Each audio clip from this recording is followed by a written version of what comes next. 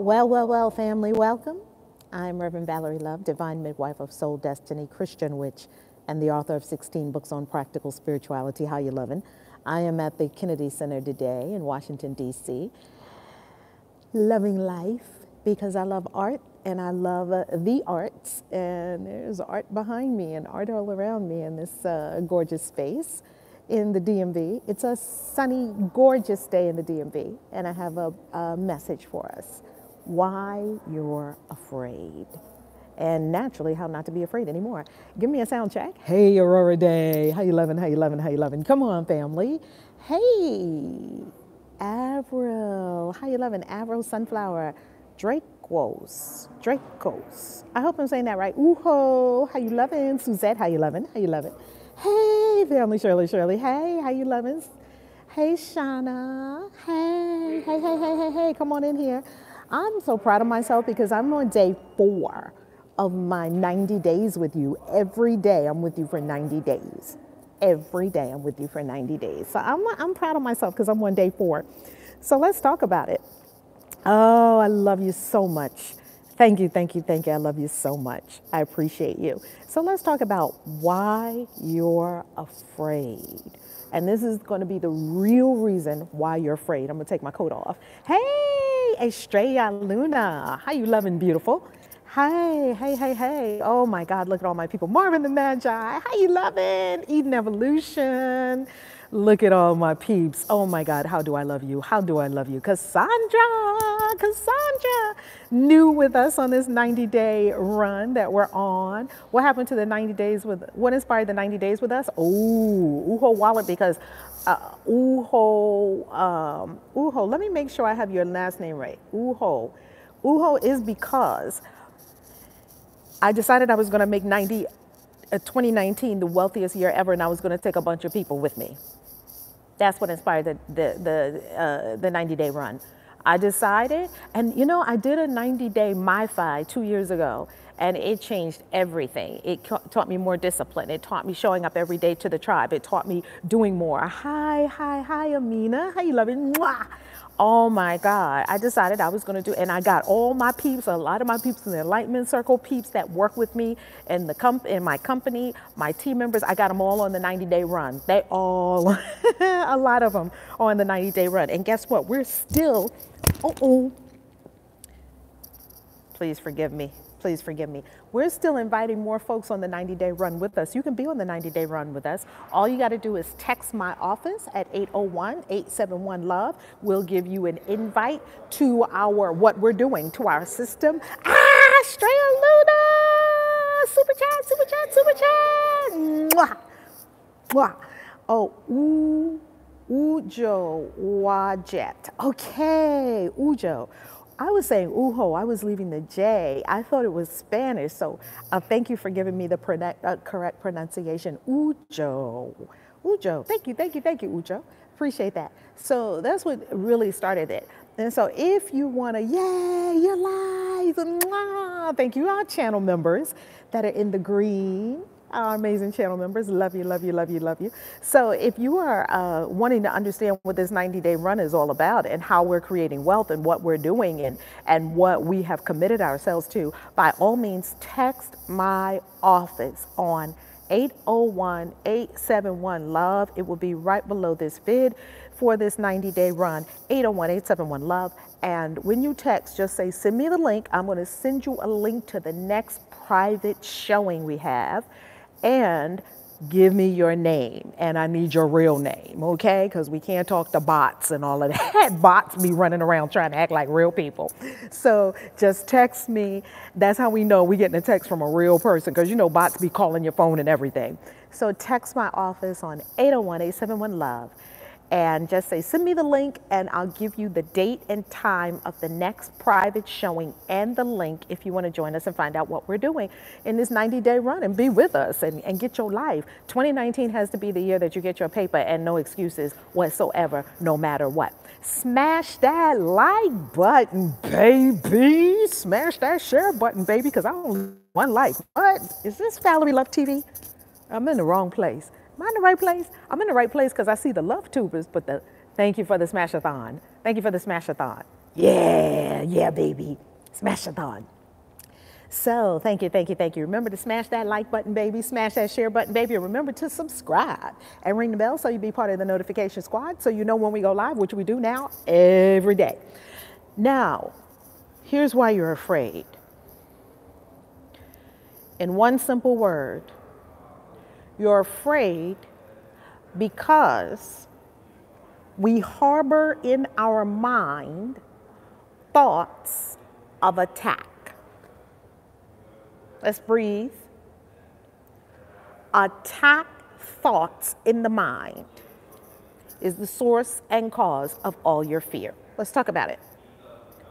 What are you talking about, KAISI? Attack thoughts.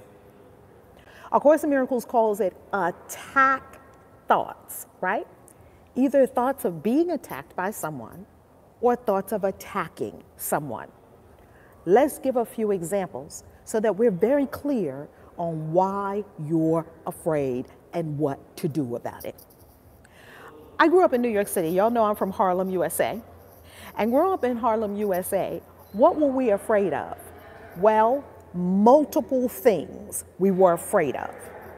We were afraid that someone was going to hold us up on the street at gunpoint, getting mugged. That's an attack thought. Thinking about a mugger. Oh my God, a mugger's going to get me. Yeah, that's something to be afraid about, afraid of, right? Attack thoughts in the mind. Yes, Juana. It's the source of all our fear. It's the source of it's the cause of all our fear. A Course in Miracles tells us that if you rid your mind of all thoughts of attack, of being attacked or attacking, you would never be afraid ever again. You would never have anything to be afraid of because nothing's going to get you. Because you lost all your sense of being attacked or of attacking anyone. Let's go further. What else was I afraid of when I was in Harlem, USA? Not only was I afraid of being mugged on the street, which naturally it had to happen. So of course I was mugged on the street at gunpoint with my little brother and sister. Why? It had to happen because that was the vibration I was sending out. And remember, the vibration that you send out carries information. My vibration that I am sending out carries information. What is the information? The information is what you are holding in consciousness. If fear is the information you're holding in consciousness because you think somebody's going to attack you or you think that you got to get somebody, either somebody's going to come get you or you got to go get somebody for some reason, that's going to make you afraid. Then that means that my vibration, everyone's a vibrational being, everything is energy. That means your whole vibrational being has in it information. And so you're sending out literally a signal. Hey, DG on tap. Hey, I created a t-shirt with a message on it inspired by you. Ooh, goody. Mwah. I love that. Get your paper on that t-shirt too. So literally, because we're all energetic beings, we're all vibrating. We can't stop vibrating. You couldn't stop vibrating if you wanted to because you're a vibrational being. That vibration, that energetic thrust that's going through the universe, it carries information encoded in it like the DNA. And it's meeting up with matching vibrations and they're coming together. Now, it's not so much like law of attraction where you just attract something to you. I don't believe in law of attraction anymore. I used to. After a while, I said, wait a minute, this is not attracting that we're doing. I'm not sucking you to me by law of attraction. No. That's not what it is. It means that everybody's vibrating and all the matching vibrations are moving together. We're moving together. I'm not attracting you over here to me like a magnet, and you're not attracting me over there to you like a magnet. We're just all vibing together. And next thing you know, all the things of like shape and size and vibration are kind of hanging out together. We're all moving around all the time. You're a vibrational being. So, okay, I was afraid of being mugged on the streets in New York City. So therefore, I was mugged on the streets of New York City. We were afraid of somebody breaking into the house. How do you know we were afraid of somebody breaking into the house? Because we had multiple locks on the door. What did one of the locks do? One of the locks locked us in the house at night. We used to put on the police lock. Does anybody remember the police lock? You've heard me talk about it here on the channel before. The police lock where you put the thing up, it was a long bar. And the fire department used to hate it because something would burn and the fire department couldn't even get in because you had the bar literally a crowbar, like a long iron bar, steel bar, which, by the way, doubled as a weapon, an assault weapon if you needed it to. This is madness. But this is what we used to do. This was my life. So we had the bar, and you had a little hole in the floor, and one part of the bar went into the hole in the floor, and the other part of the bar went into this loop lock on the door, and you couldn't even open your door all the way, even with you inside, even when you wanted to get the groceries in, because you open it, it would only let the door open but so far. And then even when the door did open, you couldn't even hardly get in yourself with any big bags or packages, because it was only going to open to a certain amount. So then you had to take the bar out, set it in the corner if you wanted to open your door all the way and actually breathe and live life and be expansive in your consciousness. Oh my God.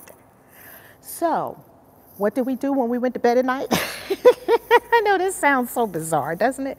What did we do when we went to bed at night? We took the bar and we slid it over, and now you can't open the door at all because that bar is against the door. Well, we were locked in too, which tells us that when I'm in fear, in my mind, I'm locked in a prison of my own making, in my own consciousness. I think I'm locking people out when I'm really locking myself in. Stop it, KAISI, come on.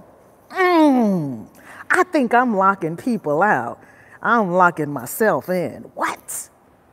Why do we do this? Because we're afraid. Because we have attack thoughts running around in consciousness. Somebody gonna get me. Somebody gonna break into the house. So what do you think happened? Of course, someone broke into the house. They didn't come through the door. They came through the window.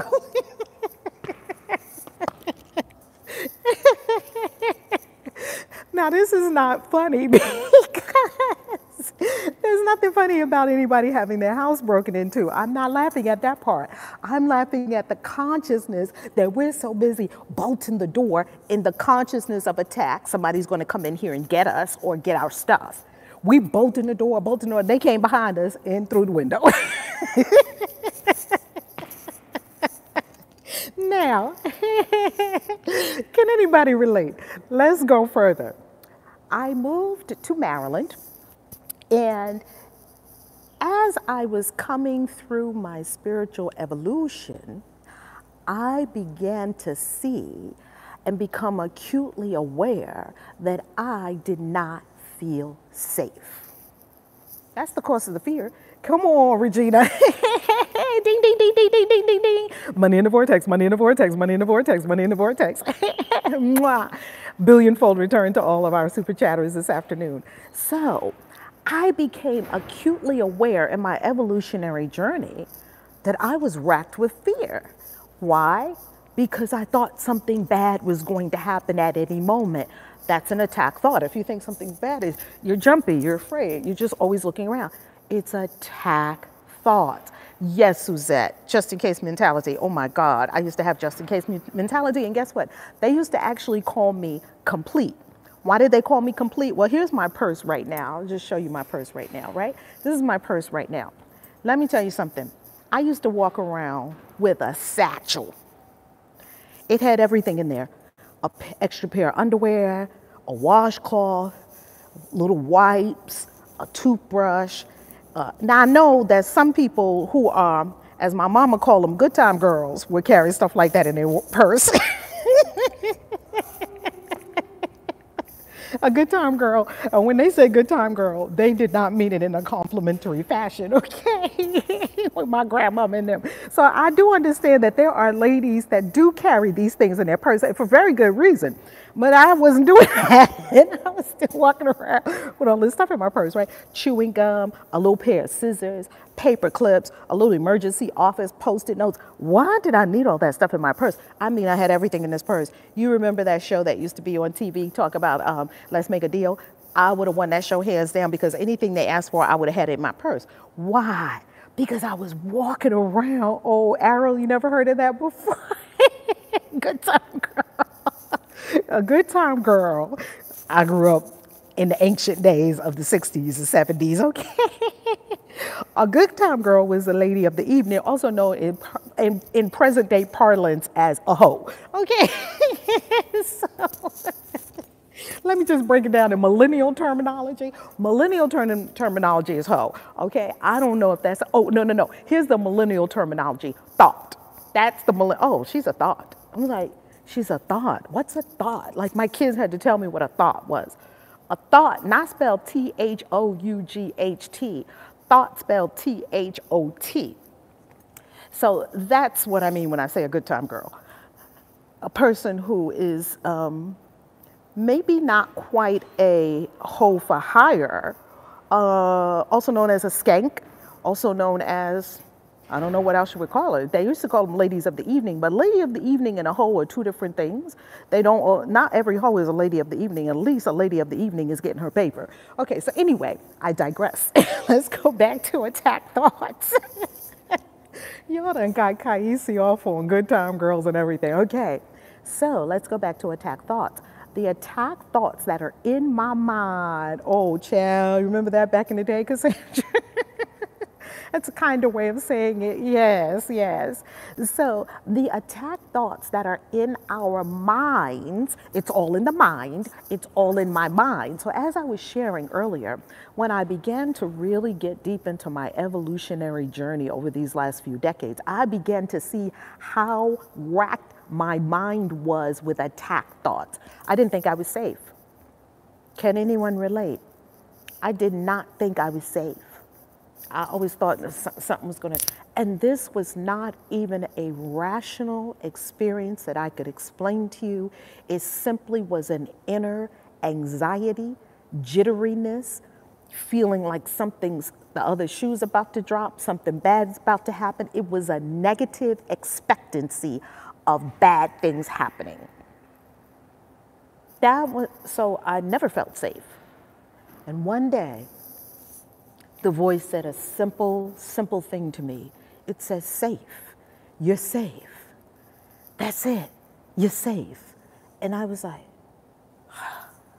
now at first, when you first hear a spiritual teaching, you do not let it sink all the way in because the mind has so much momentum going in the other direction. So you can't let it in right away. It just has like a little tiny opening, like a glimmer of light in a sea of darkness. A little glimmer. Oh, I'm safe. But I didn't all the way believe it yet, okay? Yet, as I began to walk around and as I began to say, safe, and I would breathe and I would relax myself. And remember, your neck, your ears and your shoulders are not neighbors. Relax. Take a deep breath. And you know what, Aurora? Is this Aurora? Yes, Aurora Day. You know what? I didn't even say I am safe because that would have been an affirmation I did not believe and I would have been hurting myself. Look at that video on the channel about affirmations and how affirmations are hurting you.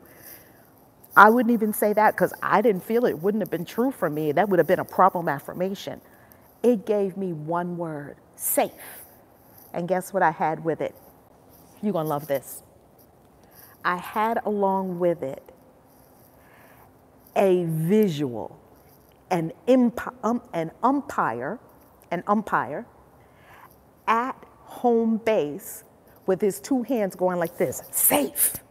Like when you run around the bases and you come home and the umpire with his hat on and he's bent down like that and then he goes, safe. You know what I'm talking about? Why did I have that visual? This is so yummy. This is how you reprogram your consciousness. This is how you reprogram your subconscious mind. Your subconscious mind needs visions. It needs visuals. Why did that visual mean so much to me? It meant so much to me because I grew up in New York City.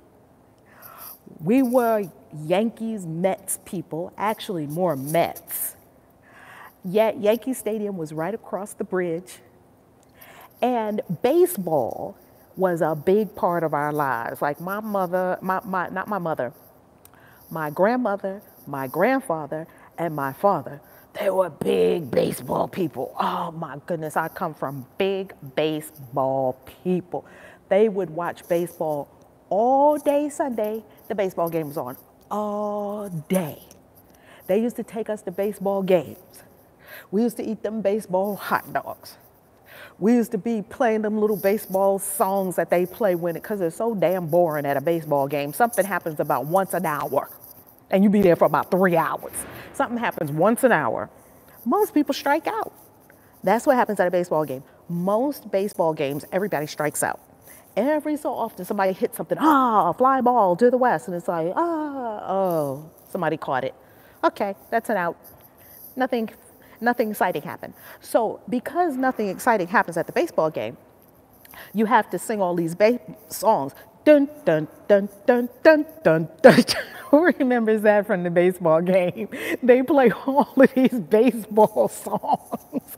Hey, and then you do all these little things at the baseball game. Does anybody remember that? Oh yeah, South Bronx Yankee Stadium, what? And the bowling alley that was across the street. Come on now, that's what I'm talking about. Look at my New York peeps.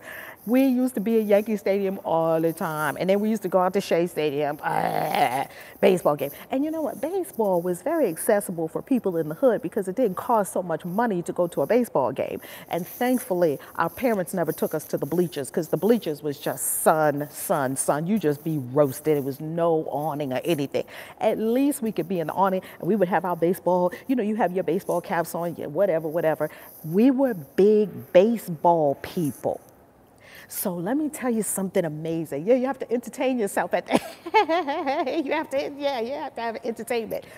Let me share something with you about the divine and how the divine is speaking to you inside your own consciousness in a language that you understand. The divine knows that my consciousness understands that the visual of an umpire going like this, safe, means you're safe. It knew my consciousness needed that visual.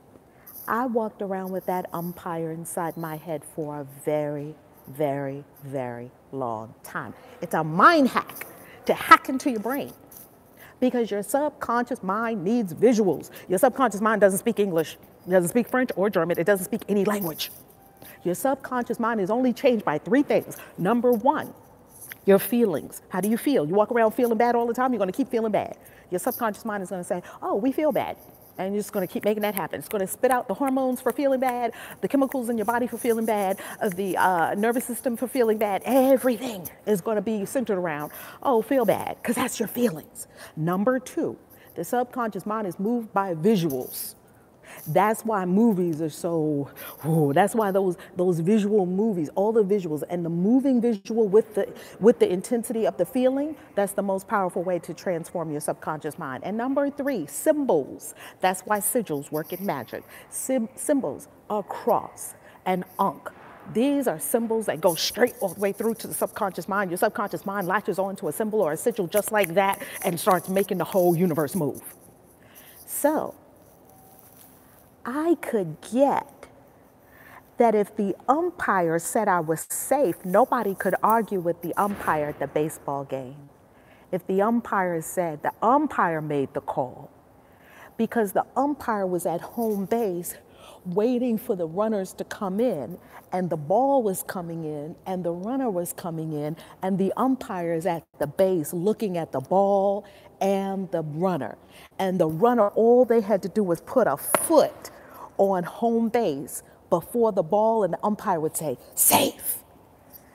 That's how I reprogrammed myself to not be afraid, because I began to feel the vibration of being relaxed and safe.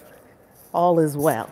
Do you know the all is well, relaxed, safe vibration is very different from the vibration I was in before? Come on, kids, stay close to me. Don't talk to no strangers. That's how I was before. Don't talk to no strangers. Don't say nothing. Looking behind your back when you're walking down the street, moving fast, being real nervous and jittery. These are 2 different, are these not 2 different vibrations, family?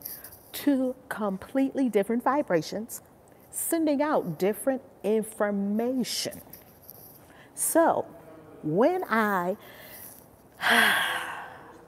began to learn to breathe, I began to let my shoulders drop down from my neck. Drop down from my ears. Your ears and your shoulders are not neighbors, but most people are like this. Relax. Calm yourself. Once you relax, breathe, tell yourself safe. Not I am safe. That could be a false, a lie of an affirmation. We don't do that. Safe. I said that word thousands of times. I said it thousands of times. Safe. I would just walk around saying the word safe. Safe. And I would feel that umpire.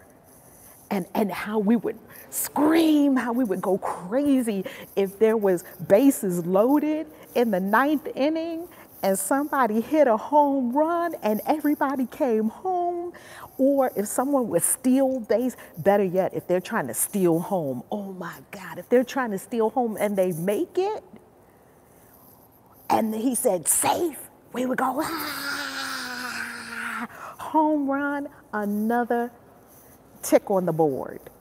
So that's safe from the umpire in my own consciousness who declared me safe, saved me from attack thoughts, saved me from a mountain of fear. And without attack thoughts, and without a thinking that anything is going to get you, or without thinking anything's against you, or without thinking that there's anything that you got to get up and get somebody for, you relax.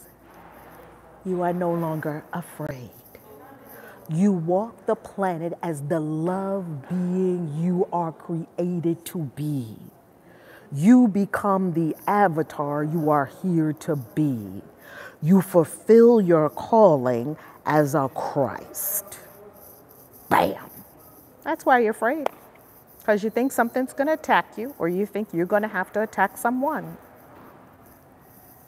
Let go of all attack thoughts. They are the cause of fear in our minds. Amen. I love you. God bless you. Ooh, share, share, share, share, share, share, share, share, share. Do share. Share, share, share, share, share, share, share. Share, share, share. I love you. Tonight I'm going to have a ball. Maybe I'll even live stream a little bit from the Kennedy Center because I'm going to see an amazing group this evening singing at the Kennedy Center. And I'm so happy to do that. Have a beautiful, beautiful day. Remember, if you want to join me in this 90-day run with our team and our people that are running, yeah, Beverly, safe. And it worked like a charm. And it got encoded into my DNA. And once it got encoded, a different gene expression began to emerge. And in addition to this, ooh, safe, yes, new moon rising. And in addition to that, what also will happen is that you will see that you will start to secrete different hormones and your entire energetic system will be different. Yes. So if you want to find out how you can be with us in this 90-day run, make sure you look under here. It's going to be a phone number. Text the number 801-871-LOVE and simply say, send me the link and your name, your real name. Okay, send me the link and your first and last name. That's all I need. Promise I'm not sharing your name with anybody. I'm not telling anybody your name at all. We just need your name to know we're not talking to bots. We're talking to real people. I love you. God bless you. ValerieLove.com. KAISI out. Peace. You're safe, family. You're safe. You're safe.